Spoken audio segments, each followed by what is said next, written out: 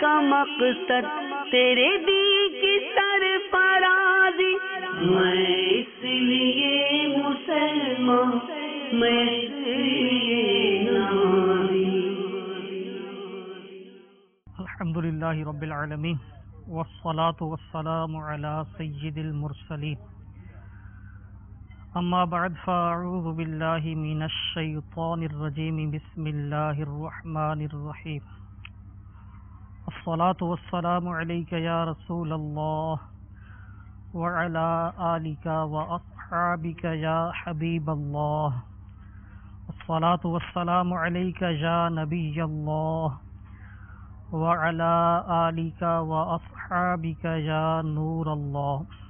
میٹھے میٹھے اسلامی بھائیوں اور مدنی چینل کے ناظرین، ایک بار پھر سلسلہ با مقصد زندگی میں ہم حاضر ہیں۔ حسب معمول درود پاک کی فضیلت سماعت فرمائیے۔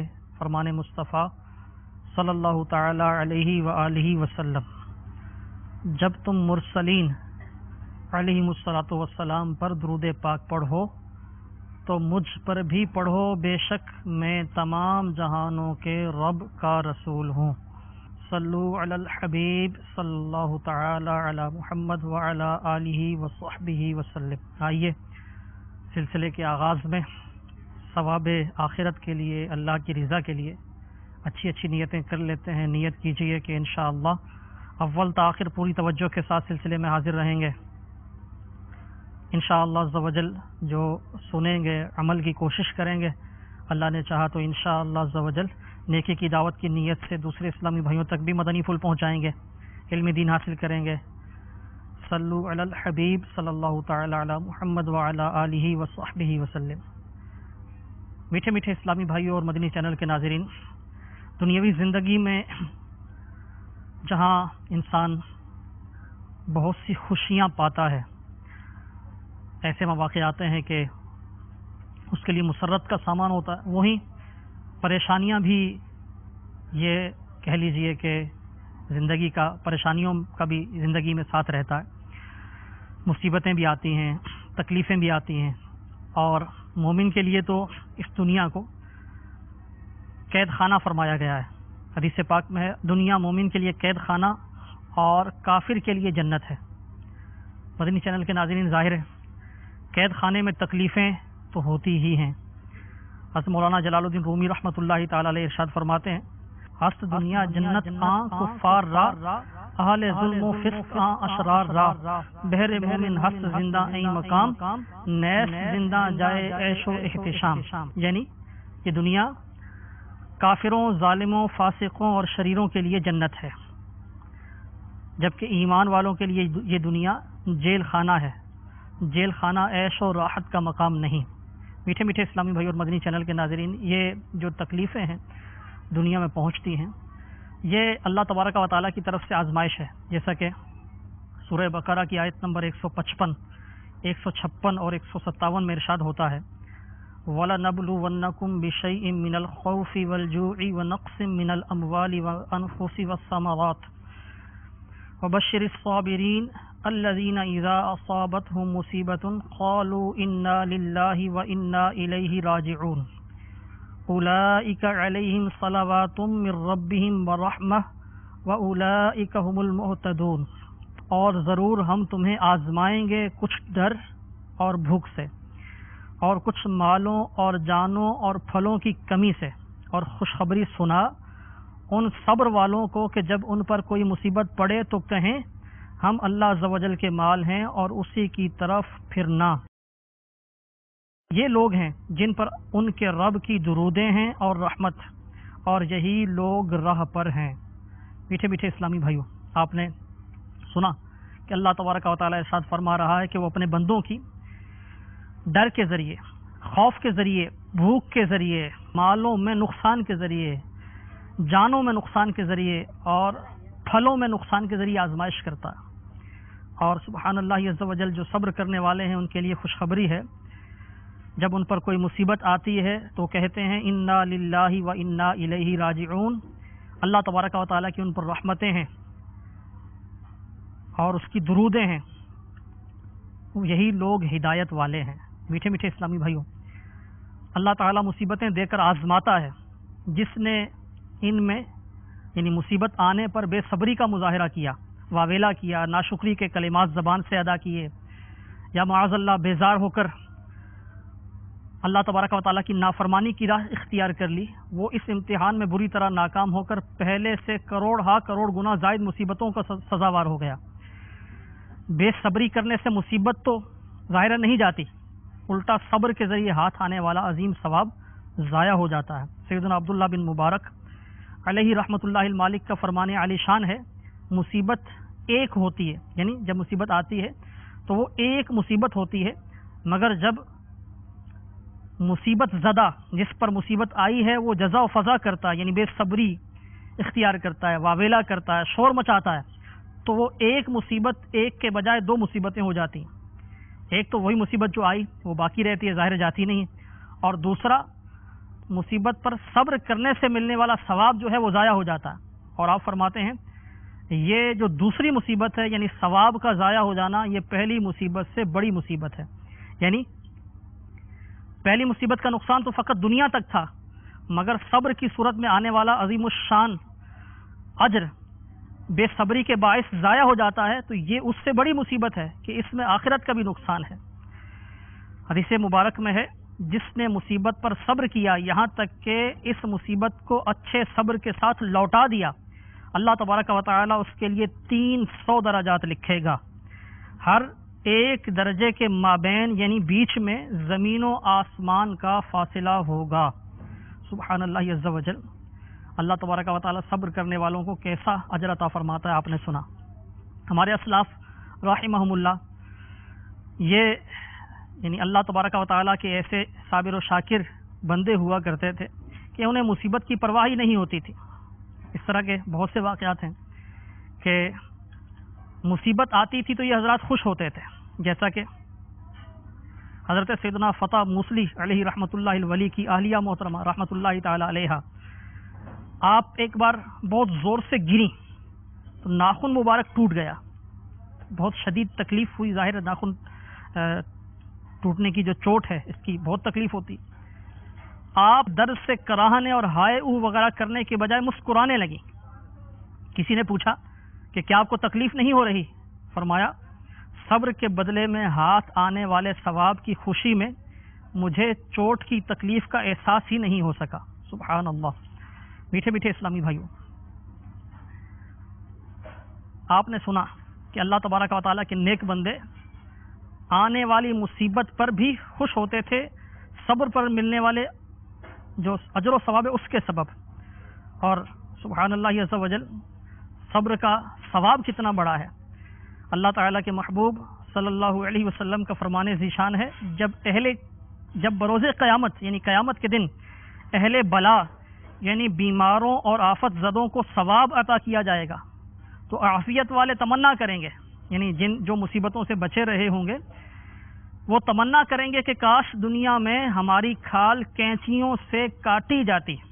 مفسر شہیر حکیم الامت مفتی احمد یار خان رحمۃ اللہ تعالی علیہ حدیث پاک ان الفاظ یعنی کاش دنیا میں ہماری کھالیں کینچیوں سے کاٹی جاتی کے تحت فرماتے ہیں، یعنی وہ آرزو کریں گے، تمنا کریں گے کہ ہم پر دنیا میں ایسی بیماریاں آتی جس میں آپریشن کے ذریعے ہماری کھالیں کاٹی جاتی تاکہ ہم کو بھی وہ اجر و ثواب ملتا جو آج بیماروں اور آفت زدوں کو مل رہا ہے. دنیا میں آپریشن کی تمنا کون کرتا ہے، لیکن آخرت میں جب مصیبت زدوں اور بیماروں کو اجر و ثواب عطا کیا جائے گا تو اس کو دیکھ کر عافیت والے یہ تمنا کرنے لگیں گے کہ کاش ہمارے ساتھ ایسا ایسا ہوتا اور یہ اجر و ثواب ہمیں مل جاتا. میٹھے میٹھے اسلامی بھائیوں،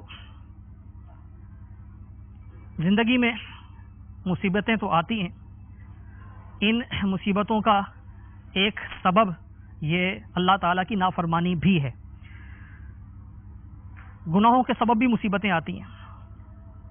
اگر آپ مصیبت زدہ ہیں، پریشان حال ہیں تو غور کیجئے، اپنا ذہن بنائیے کہ یہ جو مصیبتیں ہیں یہ میرے اپنے اعمال کے سبب ہیں. اللہ تبارک و تعالیٰ سورہ شورى میں ارشاد فرما رہا ہے،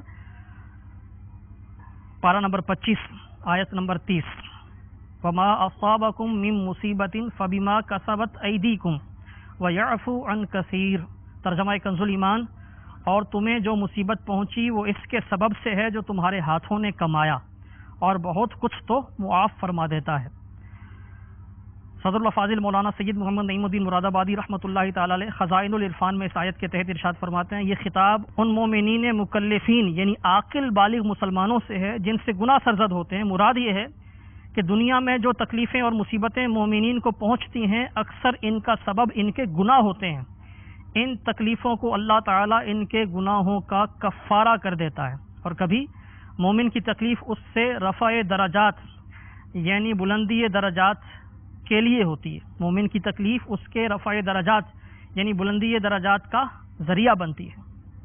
میٹھے میٹھے اسلامی بھائیوں، جب بھی مصیبت آئے رب العالمین جل جلالہ کی بارگاہ بے کس پناہ میں رجوع کرتے ہوئے خوب توبہ و استغفار کرنا چاہیے۔ معاذ اللہ، زبان تو زبان، دل میں بھی ایسی بات نہیں لانی چاہیے کہ میں نے تو کوئی نقصان نہیں کیا، میں نے کوئی ایسا بڑا گناہ نہیں کیا، میں تو سب کے ساتھ اچھا ہوں، میں تو ہر ایک کا بھلا چاہتا ہوں، مجھ سے ایسی کون سی غلطی ہو گئی جس کی سزا مجھے مل رہی ہے۔ ایسی نادانی بھری باتیں سوچنے کے بجائے عاجزی برا مدنی ذہن بنائیے، اپنے آپ کو سراپا خطا تصور کیجیے، ہر حال میں خدائے ذوالجلال عز و جل کا شکر ادا کیجیے کہ میں تو سخت ترین مجرم ہونے کے سبب شدید عذاب کا حقدار ہوں۔ مجھ پر آئی ہوئی مصیبت اگر میرے گناہوں کی سزا ہے تو میں بہت ہی سستا چھوٹ رہا ہوں، ورنہ دنیا کے بجائے آخرت میں جہنم کی سزا ملی تو کہیں کا نہ رہوں گا۔ ایک بزرگ ابو عثمان حیری رحمۃ اللہ تعالی علیہ، ایک بار کسی نے آپ کے سر پر ایک مٹی کا بھرا ہوا تھال یہ آپ کے سر پہ ڈال دیا۔ آپ رحمۃ اللہ تعالی علیہ نے اپنے کپڑوں کو جھاڑا، وہ مٹی لگ گئی تھی اس کو جھاڑا اور اللہ تعالیٰ کا شکر ادا کرنے لگے۔ تو لوگ جو قریب تھے عرض کرنے لگے کہ آپ رحمۃ اللہ تعالی علیہ کس بات کا شکر ادا کر رہے ہیں؟ آپ کے سر پر تو مٹی ڈالی گئی ہے، خاک ڈالی گئی ہے۔ ارشاد فرمایا، جو آگ میں ڈالے جانے کا مستحق ہو، یعنی اس کے سر پر آگ ڈالنی چاہیے، اگر اس کے سر پر فقط خاک ڈال دی جائے تو کیا یہ شکر کا مقام نہیں؟ سبحان اللہ عز و جل، کیسا پیارا ذہن تھا، کیسا مدنی ذہن تھا۔ انہی حضرت سیدنا ابو عثمان حیری رحمۃ اللہ تعالی علیہ کے صبر کا ایک واقعہ بھی بیان کیا جاتا ہے کہ ایک مرتبہ کسی نے آپ کو اپنے یہاں کھانے کی دعوت پر بلایا۔ آپ کے بارے میں یہ مشہور تھا کہ آپ بہت صبر والے ہیں، صابر و شاکر ہیں، بہت بڑے صابر ہیں۔ تو آپ رحمۃ اللہ تعالی علیہ کی دعوت کا سلسلہ کیا۔ وقت مقررہ پر جب آپ کو بلایا گیا تھا کھانے کے لیے تو آپ جہاں دعوت کی گئی تھی وہاں تشریف لے گئے۔ جب آپ پہنچے تو صاحب خانہ جنہوں نے وہ دعوت کا اہتمام کیا تھا، جس نے، اس نے یہ کہہ کے لوٹا دیا کہ وہ آپ تو دیر سے آئے، دعوت ختم ہو گئی ہے، کھانا ختم ہو گیا۔ تو آپ رحمۃ اللہ تعالی علیہ نے کچھ بھی نہیں کہا اور واپس چل پڑے۔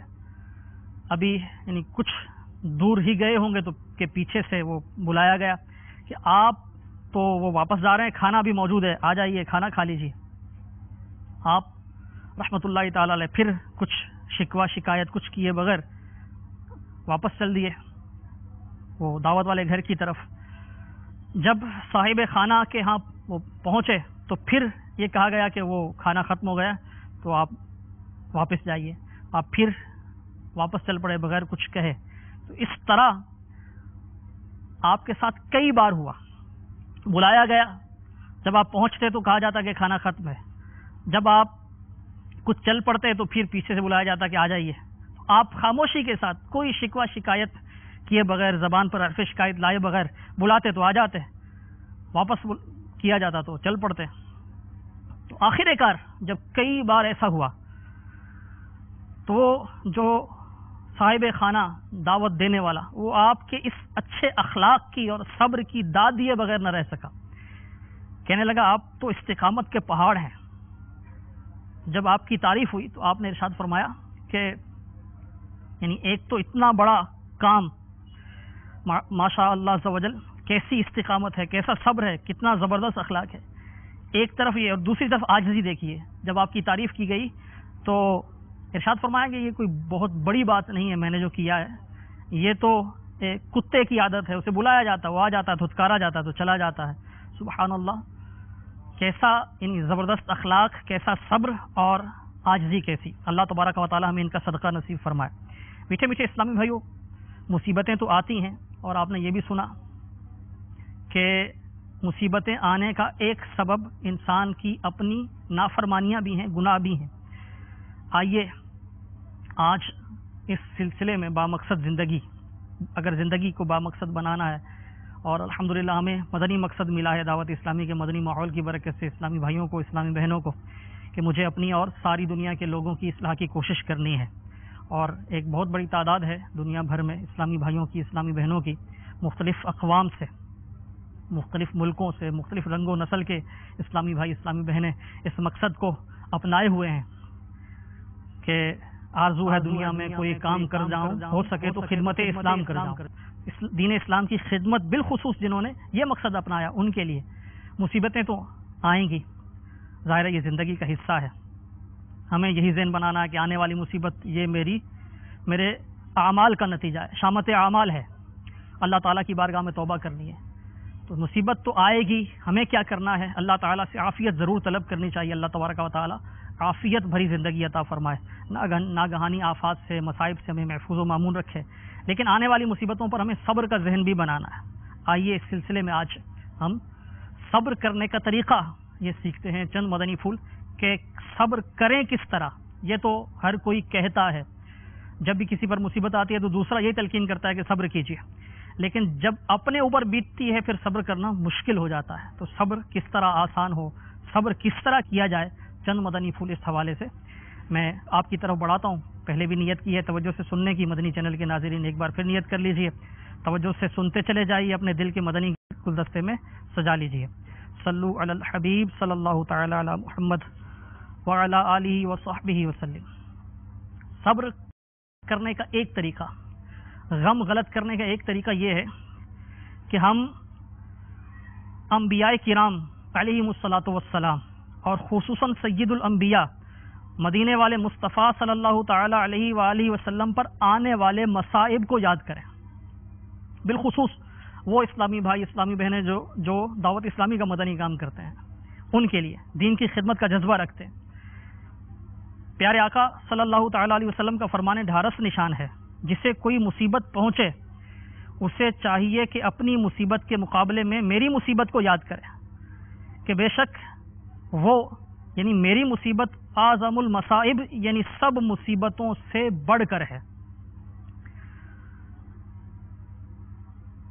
واقعی مدنی چینل کے ناظرین، ہمارے پیارے آقا صلی اللہ تعالی علیہ وسلم کو کیسا کیسا ستایا گیا، کیسی کیسی کی تکالیف پہنچائی گئی، یہاں تک کہ آپ کا پیارا وطن مکہ پاک، جس کا اللہ تبارک و تعالیٰ نے قرآن پاک میں بھی تذکرہ فرمایا، ذکر خیر بلد الامین کہہ کر، پیارے آقا علیہ الصلوۃ والسلام جب مکے سے مدینے ہجرت فرمائی تو روایات میں اس طرح ہے، مفہوم ہے کہ آپ صلی اللہ تعالی علیہ وسلم نے وہ ہجر کے کچھ الفاظ، جملے ارشاد فرمائے، مکے سے محبت کا اظہار فرمایا. تو پیارے آقا علیہ الصلوۃ والسلام کا مبارک وطن مکہ پاک، تو یہ آپ کو چھوڑنا پڑا. ایسی ایسی مصیبتیں آئیں، ہم ان کا تصور بھی نہیں کر سکتے. تو ایک طریقہ یہ ہے کہ ہم پیارے آقا صلی اللہ تعالی علیہ وسلم پر، انبیاء علیہم الصلوۃ والسلام، ان پر آنے والی مصیبتوں کو یاد کریں، اللہ تبارک و تعالیٰ کے نیک بندوں پر آنے والی مصیبتوں کو یاد کریں، صحابہ کرام رضی اللہ تعالی عنہم، اہل بیت اطہار، حضرت سید الشہداء امام حسین رضی اللہ تعالیٰ عنہ نے جو میدان کربلا میں عظیم الشان قربانی پیش کی، اس کو یاد کریں. تو جب ہم ان حضرات عالیہ کی قربانیوں کو یاد کریں گے، ان کی مصیبتوں کو یاد کریں گے، تو اپنی مصیبت ان کے آگے بہت چھوٹی لگے گی، صبر کرنا آسان ہوگا. تو پہلا مدنی پھول تو یہ ہے کہ ہم انبیاء کرام علیہم الصلوۃ والسلام، صحابہ کرام رضی اللہ تعالی عنہم، صالحین، خصوصاً سید الانبیاء جناب محمد مصطفیٰ صلی اللہ علیہ وسلم کی مصیبتوں کو یاد کریں. اب اگر کسی کا یہ ذہن بنتا ہے کہ وہ مصیبتیں بھی بڑی تھی لیکن مجھ پر بھی بڑی مصیبت آئی ہے، تو جتنی بڑی مصیبت ہوتی ہے اجر بھی اتنا ہی زیادہ ہوتا ہے۔ اللہ تعالیٰ کے محبوب صلی اللہ علیہ وسلم ارشاد فرماتے ہیں بڑا ثواب بڑی بلاؤں یعنی بڑی مصیبتوں کے ساتھ ملتا ہے۔ اللہ تعالیٰ جب کسی قوم کو پسند فرماتا ہے تو اسے آزمائش میں مبتلا فرما دیتا ہے، پھر جو آزمائش پر راضی رہا اس کے لیے رضا ہے، اور جو ناراض ہوا اس کے لیے ناراضی۔ جو بڑی مصیبت میں مبتلا ہوتا ہے اس کو ثواب بھی بڑا ملتا ہے۔ اگر کوئی یہ خیال کرتا ہے کہ میری مصیبت بڑی ہے تو وہ اس طرف نظر کرے کہ بڑی مصیبت پر انشاءاللہ اس کو ثواب بھی بڑا ملے گا، بشرطے کہ وہ صبر کرے۔ اگر جو اس پر راضی رہا تو اس کے لیے رضا ہے، جو ناراض ہوا اس نے شکوہ و شکایت کو اختیار کیا، صبر کا دامن ہاتھ سے چھوڑا تو مصیبت تو نہیں جائے گی، وہ بڑی مصیبت بڑی ہی رہے گی، ہو سکتا ہے اور بڑھ جائے، لیکن وہ حاصل ہونے والا جو اجر و ثواب تھا اس سے محروم ہو جائے گا۔ سیدنا شیخ سعدی رحمۃ اللہ تعالی علیہ کا واقعہ آپ خود ارشاد فرماتے ہیں، ایک بار غربت و افلاس کا عالم تھا اور بدن پہ کپڑے بھی نہیں تھے، چیتھڑے تھے، پھٹا پرانا لباس تھا، پاؤں میں جوتا تک نہیں تھا، سردیوں کا موسم تھا۔ تو آپ فرماتے ہیں کہ لوگوں کو دیکھ کر جو ناز و نعم میں تھے، نعمتوں میں تھے، اچھا لباس پہنا ہوا تھا، ان کو دیکھ کر کچھ وہ دل میں شکوے کی سی کیفیت پیدا ہوئی۔ تو آپ فرماتے ہیں میں انہی خیالات میں تھا کہ مسجد تک پہنچا۔ جب مسجد میں گیا تو کیا دیکھتا ہوں کہ ایک شخص مسجد کے صحن میں پڑا ہے جس کے پاؤں ہی نہیں ہیں۔ تو میں نے جب اسے دیکھا تو اللہ تبارک و تعالیٰ کا شکر ادا کیا کہ مالک و مولا تیرا شکر ہے کہ میرے پاؤں میں جوتا نہیں ہے، پاؤں تو سلامت ہے، اس کے تو پاؤں ہی نہیں ہیں۔ نیکیوں کے معاملے میں اپنے سے اچھے کو دیکھنا چاہیے، جیسا کہ مفسر شہیر حکیم الامت مفتی احمد یار خان نعیمی رحمۃ اللہ تعالی علیہ مرات المناجی میں ارشاد فرماتے ہیں دین میں جو اپنے سے برتر ہو یعنی اوپر ہو اسے دیکھے تو اس کی پیروی کرے۔ مزید یعنی اس کے تحت فرماتے ہیں اگر تم اچھے کام کرتے ہو تو ان پر فخر نہ کرو، بلکہ ان حضرات کو دیکھو جو تم سے زیادہ نیکیاں کرتے ہیں، خواہ وہ زندہ ہوں یا وفات یافتہ۔ لہٰذا ہر مسلمان حضرات صحابہ و اہل بیت علیہم الرضوان کے اعمال میں غور کرے کہ انہوں نے کیسی کیسی نیکیاں کی، تاکہ اس میں غرور پیدا نہ ہو اور زیادہ نیکیوں کی کوشش کرے۔ اس سبب سے رب تعالیٰ اسے صابر لکھے گا کہ جب یہ شخص ان بزرگوں کی طرح کام نہیں کر سکا، افسوس کرے گا کہ میں اتنی نیکیاں کیوں نہیں کر پا رہا، تو اس وجہ سے اسے صابر لکھا جائے گا۔ ہم حضرات صحابہ رضی اللہ تعالیٰ عنہم کو دیکھ کر افسوس کریں کہ ہم اس وقت نہ ہوئے، ہم ہوتے تو ہم بھی حضور صلی اللہ علیہ وسلم کے جمال سے آنکھیں ٹھنڈی کرتے، ان کے قدموں پر جان فدا کرتے۔ مفسر شہیر حکیم الامت مزید ارشاد فرماتے ہیں، یہ جو ایک روایت آپ نے بیان فرمائی، دنیا میں اپنے سے نیچے والے کو دیکھے تو اللہ تعالیٰ کا شکر ادا کرے کہ اللہ تعالیٰ نے اسے اس شخص پر بزرگی دی۔ اس کے تحت ارشاد فرماتے ہیں اس شخص کو سوچنے سے بڑی مصیبت آسان ہو جائے گی اور وہ رب تعالیٰ کا شکر ادا کرے گا کہ یعنی ہمیں اللہ تعالیٰ نے آزمایا ہے۔ مثلا کسی کا جوان بیٹا فوت ہو جائے، صبر نہ آوے تو حضرت سیدنا علی اکبر رضی اللہ تعالیٰ عنہ کی شہادت میں غور کرے، انشاءاللہ عز و جل فوراً صبر نصیب ہوگا بلکہ شکر کرے گا۔ اس طرح نیکیوں کے معاملے میں اپنے سے برتر کو دیکھے اور دنیاوی امور میں مثلا دولت، مال و دولت، رہن سہن، ان معاملات میں، کاروبار میں اپنے سے کم تر کو دیکھے گا تو شکر کا جذبہ پیدا ہوگا۔ صبر کا ایک جو اور مدنی پھول ہے صبر کرنے کا، کس طرح صبر آئے گا، صبر آسان ہوگا، وہ یہ ہے کہ بندہ یہ ذہن بنائے کہ یہ جو مصیبت ہے نا یہ چند روزہ ہے، یہ مصیبت قلیل المدت ہے، عارضی ہے، ہلکی ہے، جلد ختم ہونے والی ہے، لیکن جو ثواب مل رہا ہے نا یہ نہ ختم ہونے والا ہے۔ جو مصیبت ہے یہ چھوٹی ہے، ثواب بڑا ہے، لہذا چھوٹی مصیبت کو قبول کر کے بڑے صبر سے محروم نہیں ہونا چاہیے، یعنی چھوٹی مصیبت کو قبول کرنا چاہیے اور بڑا صبر حاصل کرنا چاہیے، نہ کہ ہم چھوٹی مصیبت تو ہے ہی اس پر جزا و فضا کر کے شکوہ شکایت کر کے بڑے ثواب سے محروم ہو جائیں۔ ایک بزرگ رحمۃ اللہ تعالی علیہ فرماتے ہیں مصیبت جب نازل ہوتی ہے تو بڑی ہوتی ہے، پھر آہستہ آہستہ چھوٹی ہو جاتی ہے۔ اس کا تجربہ آپ کو بھی ہوگا مدنی چینل کے ناظرین کہ شروع میں کوئی مسئلہ ہوا، کوئی بیماری آئی تو پہلے بہت ٹینشن ہوتی ہے، لیکن آہستہ آہستہ وہ اس پر صبر آسان ہو جاتا ہے۔ امیر اہل سنت بانی دعوت اسلامی مولانا ابو بلال محمد الیاس صاحب قادری دامت برکاتہ العالیہ، آپ نے ایک مثال بھی دی ہے کہ ایک اسلامی بھائی آپ کے پاس آئے تو عرق النساء کا درد تھا، انہیں بہت شدید درد ہوتا ہے، تو جب یہ عرق النساء کا درد شروع ہوا تو بہت زیادہ تکلیف میں تھے۔ آپ فرماتے ہیں کہ میں نے انہیں حوصلہ دیا اور دعا کی ان کے لیے، اور ساتھ تسلی دلائی، دلاسا دیا کہ آپ ابھی چونکہ ابھی یہ پریشانی آپ کو لاحق ہوئی اس لیے آپ زیادہ پریشان ہیں، آہستہ آہستہ آپ نارمل ہو جائیں گے۔ کچھ دنوں بعد، کچھ عرصے بعد دوبارہ ان اسلامی بھائی سے ملاقات ہوئی تو وہ کہنے لگے، پوچھا پھر حال، تو کہنے لگے کہ درد تو اسی طرح ہے لیکن اب محسوس کم ہوتا ہے۔ واقعی ایسا ہے کہ جو مصیبت نئی آتی ہے تو اس وقت وہ زیادہ محسوس ہوتی ہے، اس وقت صبر کرنا مشکل ہوتا ہے، بعد میں آہستہ آہستہ بندہ، کوئی ایسی بیماری ہے، کوئی ایسا معاملہ ہے تو بندہ اس کا عادی ہو جاتا ہے، پھر صبر کرنا آسان ہوتا ہے۔ ایک پرابلم ہمارے ساتھ، بہت بڑی پرابلم ہے ایک بہت بڑی تعداد کے ساتھ، کہ ہم سوچتے ہیں کوئی مصیبت، کوئی پرابلم ہو جائے، کسی معاملے میں ناکام ہو جائیں، کوئی کام نہ ہو تو کیا ہوتا ہے کہ سوچتے ہیں کہ یہ نہیں ہوا، اگر یوں کرتے تو یوں ہو جاتا، اس کام کو یوں کر لیتے تو بچ جاتے، یہ مصیبت نہ آتی۔ تو ایسا نہیں سوچنا چاہیے۔ سرکار مدینہ صلی اللہ علیہ وسلم ارشاد فرماتے ہیں، طاقتور مومن کمزور مومن سے بہتر اور اللہ تعالیٰ کو زیادہ محبوب ہے، اور دونوں میں بھلائی ہے۔ جو کام تمہیں نفع دے اس کی حرص کرو، اللہ عز و جل کی مدد چاہو اور تھک کر نہ بیٹھو، اور اگر تمہیں کوئی نقصان پہنچ جائے تو یہ مت کہو کہ اگر میں اس طرح کرتا تو یہ ہو جاتا، اس طرح کرتا تو بچ جاتا، بلکہ یوں کہو کہ اللہ تعالیٰ نے یہی مقدر کیا تھا اور اس نے جو چاہا ویسا ہی ہوا۔ تو نقصان ہو جانے پر، کسی معاملے میں کامیاب نہ ہو، کوئی مصیبت آ جائے تو یہ نہ سوچیں، یہ نہ کہیں کہ یوں کرتا تو بچ جاتا، یوں کرتا تو یہ مصیبت ٹل جاتی، یوں کرتا تو کامیاب ہو جاتا، یوں ہوتا تو یوں ہو جاتا، اس طرح مت کہیے، بلکہ کیا کہیے، قدر اللہ وما شاء فعل، اللہ تعالیٰ نے جو مقدر کیا تھا وہ ہوا، اور جو اس نے چاہا ویسا ہی کیا۔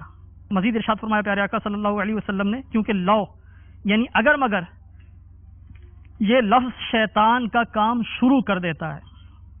مفسر شہید حکیم الامت مفتی احمد یار خان رحمۃ اللہ تعالی علیہ اس کے تحت ارشاد فرماتے ہیں، یہ جو حدیث پاک کے الفاظ ہیں، اگر تمہیں نقصان پہنچ جائے تو یہ مت کہو کہ اگر میں اس طرح کرتا تو یوں ہوتا، اس کے تحت فرماتے ہیں کیونکہ یہ کہنے میں دل کو رنج بھی بہت ہوتا ہے، رب تعالیٰ بھی ناراض ہوتا ہے۔ مثلا اس طرح اگر کوئی کہے میں اپنا مال فلاں وقت فروخت کر دیتا تو بہت نفع ہوتا، مگر میں نے غلطی کی کہ اب فروخت کیا، ہائے بہت بڑی غلطی کی، اس طرح کی باتیں کرنا یہ برا ہے۔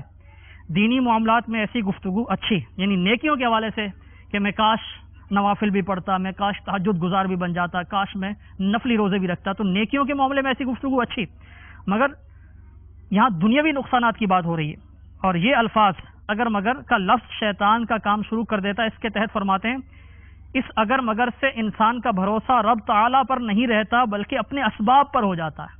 حقیقت میں تو جو نفع پہنچا یا نقصان ہوا یہ اللہ کی طرف سے ہے، اللہ تعالیٰ کی طرف سے، اس کی قدرت سے ہے، اس کے مقدر میں تھا، اللہ نے مقدر کیا عز و جل۔ لیکن یہ اگر مگر سوچتا ہے تو اس کا بھروسہ، اس کا تکیہ، اس کا توکل وہ اللہ تبارک و تعالیٰ کی بجائے ان اسباب پر ظاہر ہوتا ہے۔ خیال رہے کہ یہاں دنیا کے اگر مگر کا ذکر ہے، دینی کاموں میں افسوس ندامت یہ اچھی چیز ہے۔ ایک انتہائی نازک معاملہ پریشانی میں یہ بھی ہوتا ہے کہ کبھی کوئی مصیبت آئی، تنگ دستی، بیماری، پریشانی، ناکام ہو گئے، کامیاب نہیں ہوئے، کاروباری نقصان ہو گیا، کچھ بھی ایسا معاملہ، کوئی عزیز کسی کا انتقال ہو گیا، تو بعض لوگ اتنے وہ رنجیدہ اور دل گرفتہ ہوتے ہیں کہ وہ یعنی ایک فطری غم تو ہوتا ہی ہے، لیکن وہ بیچارے صبر کا دامن اس طرح چھوڑتے ہیں کہ معاذ اللہ اللہ تبارک و تعالیٰ سے شکوہ و شکایت شروع کر دیتے ہیں اور کلمات کفر تک بک دیتے ہیں۔ یاد رکھیے اللہ تعالیٰ پر اعتراض کرنا، اس کو ظالم کہنا، ضرورت مند کہنا، محتاج سمجھنا، محتاج کہنا، عاجز سمجھنا کہنا، یہ سب کفریات ہیں۔ اور یہ بھی یاد رہے کہ بلا اکراہ شرعی ہوش و حواس کے عالم میں سری کفر بکنے والا اور ہاں میں ہاں ملانے والا بلکہ تائید میں سر ہلانے والا بھی کافر ہو جاتا ہے۔ شادی شدہ تھا تو اس کا نکاح ٹوٹ جاتا، کسی کا مرید تھا تو بیعت ختم ہو جاتی ہے، زندگی بھر کے نیک اعمال برباد ہو جاتے۔ تو یہ بہت نازک معاملہ ہے. مزید اس کی تفصیل جاننے کے لیے کلمات کفر کی امیر اہل سنت دامت برکاتہم العالیہ کی مایہ ناز تصنیف ہے کفریہ کلمات کے بارے میں سوال جواب. تمام اسلامی بھائی اسلامی بہنیں مدنی چینل کے ناظرین حاصل فرمائیں، اس کا مطالعہ کریں، انشاءاللہ کفریہ کلمات سے متعلق زبردست علم حاصل ہوگا. مدینے والے مصطفیٰ صلی اللہ تعالی علیہ وسلم کا فرمان ہے جو تکلفاً صبر کرے گا اللہ تعالیٰ اس کو صبر عطا فرما دے گا، اور کسی کو صبر سے بڑھ کر خیر اور وسعت والی چیز عطا نہیں کی گئی. بزرگان دین رحمہم اللہ یہ ارشاد فرمایا کرتے جس کو صبر نہ آئے وہ تکلفاً صبر اختیار کرے. تکلفاً صبر یعنی صبر نہیں آ رہا، قرار نہیں آ رہا، لیکن پھر بھی اپنے نفس پر جبر کر کے صبر کرنا ہے. جزا و فضا سے، شکوہ و شکایت سے انسان بچے، مصیبت کا تذکرہ نہ کرے، اللہ تبارک و تعالیٰ کا شکر ادا کرتا رہے. ایک ہے فطری غم ہوتا ہے، کسی کی عزیز کے انتقال پر کوئی بھی نقصان ہو جائے فطری غم ہوتا ہے، دل پر اثر ہوتا ہے، وہ تو ایک ایسی چیز ہے کہ جو دائرہ اختیار میں نہیں ہے. لیکن اس پر شکوہ و شکایت کرنا یہ صبر کے منافی ہے. دل میں رنج ہے، تکلیف ہے، انسان پریشان ہے، تو یہ تو ایک یعنی ظاہر ہے اس پر بس نہیں چلتا. حتی الامکان کوشش کرے کہ اس کو مصیبت کو چھپائے، دوسروں کے سامنے ظاہر نہ ہو. بالفرض وہ چھپا نہیں پاتا، تکلف کرتا پھر بھی چھپا نہیں پاتا، یا نہیں چھپاتا تب بھی کوئی مسئلہ نہیں ہے، لیکن شکوہ و شکایت نہ کرے، دوسروں کے سامنے اس کا بیجا اظہار نہ کرے. مصیبت کس طرح بڑھتی ہے؟ حکماء کا قول ہے کہ اپنی مفلسی اور تنگ دستی پر یعنی اس کے بارے میں سوچو نہیں.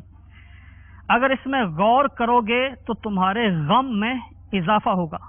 صلو علی الحبیب صلی اللہ تعالی علی محمد وعلی آلہ وصحبہ وسلم. پہلی چیز حکماء کا قول کہ اپنی مفلسی اور غربت کے بارے میں زیادہ نہ سوچو، کہ اس کے بارے میں سوچو گے تو تمہارا غم بڑھے گا. دوسرا، اپنے اوپر ظلم کرنے والے کے ظلم پر زیادہ نہ سوچو، اس کے بارے میں زیادہ غور نہ کرو کہ اس سے تمہارے دل میں اس کی دشمنی بڑھے گی، کینہ بڑھے گا، اور تم کچھ کر نہیں سکتے تو اب اس سے تمہیں خود ہی تکلیف ہوگی، غصے سے تمہارا اپنا خون جلے گا. تیسرا، دنیا میں زیادہ دیر زندہ رہنے کے بارے میں نہ سوچو کہ اس طرح تمہارا دھیان مال جمع کرنے کی طرف جائے گا اور حرص بڑھے گی. اس وجہ سے تم اعمال کو ترک کرو گے، نیک اعمال کو ترک کرو گے، اور اپنی حرص کے پیچھے لگ کے دنیاوی تفکرات میں مستغرق ہو کر اللہ تعالیٰ کی عبادت سے غافل ہو جاؤ گے. اللہ تعالیٰ کی عبادت اگر اس کی توفیق ملی تب بھی ان تفکرات کی وجہ سے تمہیں عبادت کی لذت نہیں ملے گی. سبحان اللہ عز و جل. ہمارے اسلاف رحمہم اللہ کا کتنا پیارا انداز ہوا کرتا تھا. سیدنا مالک بن دینار رحمۃ اللہ تعالی علیہ سے کسی نے پوچھا کیا حال ہے؟ ارشاد فرمایا اس شخص کا کیا حال ہوگا جو ایک گھر یعنی دنیا سے دوسرے گھر یعنی آخرت کی طرف جانے کی فکر میں لگا ہوا ہو اور یہ نہ جانتا ہو کہ جنت میں جانا ہے یا دوزخ ٹھکانا ہے. سبحان اللہ عز و جل. میٹھے میٹھے اسلامی بھائی اور مدنی چینل کے ناظرین، ہمارے اسلاف کرام رحمہم اللہ کا کتنا پیارا ذہن تھا کہ ان کو آخرت کی فکر ہی ستاتی تھی اور آخرت کی ہی دھن ہوتی تھی. کیسی فاقہ مستی، تنگ دستی، مصیبتیں، مصائب، تکلیفیں یہ ہوتی، اس طرف ان کا دھیان نہ ہوتا، فکر آخرت میں وہ مستغرق رہتے تھے. تو اگر کوئی یہ ذہن بنا لے کہ یہ جو مصیبتیں ہیں یہ چھوٹی ہیں، عارضی ہیں، اور دنیا کی جو زندگی یہ ختم ہونے والی ہے، یہ مصیبتیں بھی ختم ہو جائیں گی، اللہ تبارک و تعالیٰ کے یہاں سے ملنے والا اجر بڑا ہے، تو یہ فکر آخرت ہے. انشاءاللہ عز و جل صبر کرنا آسان ہوگا. تو یہ چند مدنی پھول تھے کہ صبر کیسے کیا جائے، صبر کرنے کا طریقہ. ایک اور بہت ہی پیارا مدنی پھول امام محمد غزالی رحمۃ اللہ تعالی علیہ نے یہ ارشاد فرمایا ہے. آپ ارشاد فرماتے ہیں کہ بندہ یہ ذہن بنا لے کہ جو بھی ہوتا ہے یہ بتقدیر الہی اللہ تعالیٰ کے حکم سے ہوتا ہے. تو جو کچھ بھی ہو یہ ذہن بنا لے کہ اللہ تبارک و تعالیٰ کا جو بھی امر ہے، جو بھی کام ہے، وہ میرے حق میں میرے لیے بہتر ہے. اگر بالفرض نقصان ہوا تو یہ ذہن بنا لے کہ میرے لیے یہی بہتر تھا. تو انشاءاللہ عز و جل اس سے جو بھی مصیبت پہنچی اس کو اس پر قرار آ جائے گا، صبر آ جائے گا. آپ یعنی امام غزالی رحمۃ اللہ تعالی علیہ نے مثال کے طور پر ایک واقعہ بھی بیان کیا ہے کہ کسی گاؤں کے علاقے میں جنگل کے قریب چند گھرانے آباد تھے. ان میں ایک شخص تھا جس کے پاس کوئی مال و اسباب زیادہ نہیں تھا. 3 جانور اس نے پالے ہوئے تھے. ایک مرغا تھا, ایک گدھا تھا اور ایک کتا تھا. مرغا گھر میں رہتا تھا, گدھے پر وہ لکڑیاں وغیرہ کاٹ کر لاتا اور اس پر وہ فروخت کرتا تھا, اور کتا گھر کی رکھوالی کے لیے تھا. اللہ تعالیٰ کا کرنا کیا ہوا کہ وہ مرغا, گدھا اور کتا یہ یک کے بعد دیگرے, ایک کے بعد ایک, چند دنوں کے وقفے سے مر گئے. پہلے ایک مرا, پھر دوسرا, پھر تیسرا, چند دنوں کے وقفے سے. تو گھر والے سارے, اس کے اہل و عیال, بیوی بچے سب پریشان ہوئے, اور انہوں نے کہا کہ پہلے ایک مرا پھر دوسرا مرا. وہ بہت زیادہ پریشان اور شکوے شکایت والی باتیں انہوں نے کی. تو جب بھی پہلا مرا اس وقت بھی دوسرا تیسرا, تو اس نے یہی کہا کہ اللہ تبارک و تعالیٰ کا یہ حکم ہے, تو جو اس نے کیا وہ ہمارے حق میں بہتر ہے.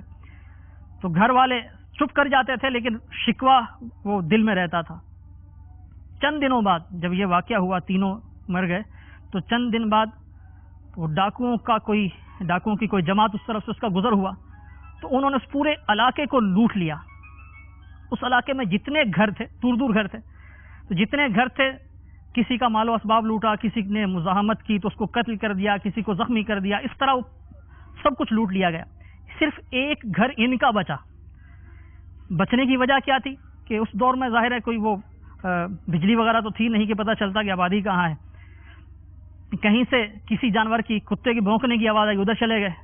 کہیں مرغے کے بانگ دینے کی آواز آئی, ادھر چلے گئے. کہیں وہ کسی اور جانور کی, گدھے کی ہینکنے کی آواز آئی تو ادھر چلے گئے. تو یہاں تو کوئی جانور ایسا تھا نہیں, ان کو پتہ ہی نہیں چلا. یہ ایک گھر بچ گیا, باقی اس سارے علاقے میں جو وہ گھرانے تھے سب کو لوٹ لیا گیا. اب اس نے پھر اپنے گھر والوں کو سمجھایا کہ دیکھو, آج اگر ہمارے پاس کچھ ہوتا تو ہو سکتا ہے کہ ہماری جان بھی چلی جاتی. کچھ نہیں تھا, اللہ تبارک و تعالیٰ نے ہمیں محفوظ رکھا. ایک اور واقعہ اسی انداز کا بیان کیا جاتا ہے کہ اللہ تبارک و تعالیٰ کے ایک نیک بندے تھے, امامت فرماتے تھے کسی گاؤں میں. ان کا یہ تقیہ کلام تھا کہ کوئی بھی ان کو کچھ کہتا, کوئی دعا کے لیے کہتا, اپنی مصیبت کا اظہار کرتا, تو وہ یہ ارشاد فرماتے کہ اللہ تبارک و تعالیٰ کے ہر کام میں حکمت ہے, اور جو یہ مصیبت پہنچی ہے اللہ تبارک و تعالیٰ صبر عطا کرے, اس میں بھی یقیناً کوئی حکمت ہوگی, آپ کے حق میں اچھا ہوگا.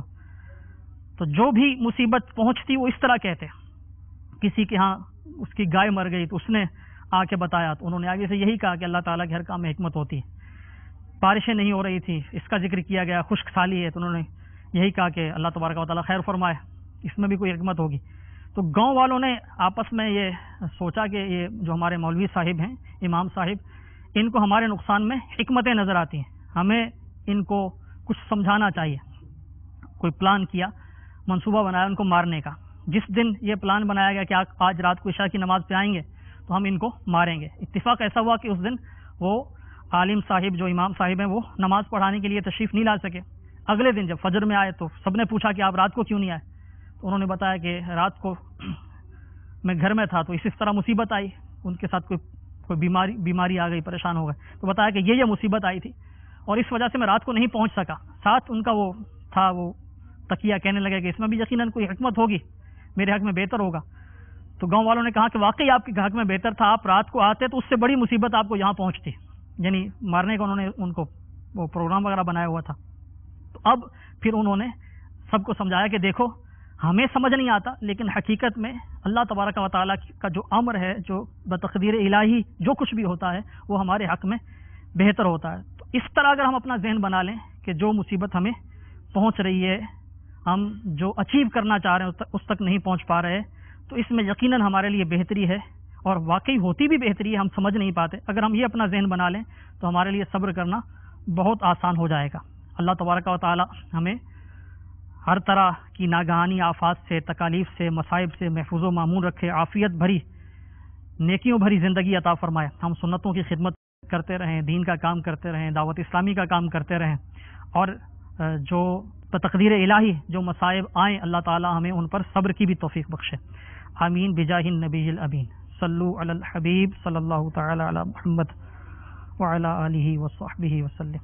میری زندگی کا مقصد تیرے دین کی سرفرازی, میں اس لیے مسلمان میں اس لیے